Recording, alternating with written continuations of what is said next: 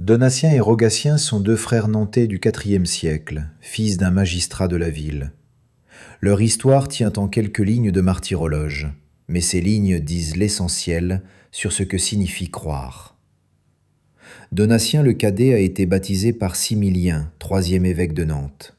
Rogatien, l'aîné, est encore catéchumène. Il se prépare au baptême, mais ne l'a pas encore reçu. Vers 304, lors de la dernière grande persécution de Dioclétien, les deux frères sont dénoncés comme chrétiens et arrêtés. On leur demande de sacrifier aux dieux romains. Ils refusent. On les torture sur le chevalet. Ils tiennent bon. Ils passent leur dernière nuit ensemble, en prière. Au matin, avant qu'on leur tranche la tête, Donatien embrasse son frère et prie Dieu d'une façon qui dit tout de sa foi. Puisque Rogatien n'a pas encore reçu le baptême par l'eau, qu'il soit baptisé dans son propre sang.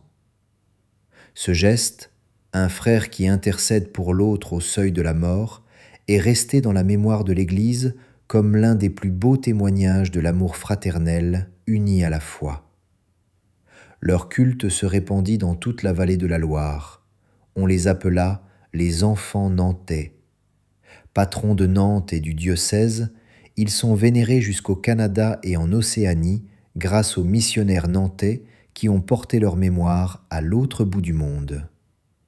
À l'endroit supposé de leur tombeau s'élève aujourd'hui la basilique Saint-Donatien et Saint-Rogatien de Nantes. Découvrez l'application Sanctus, disponible sur iOS et Android.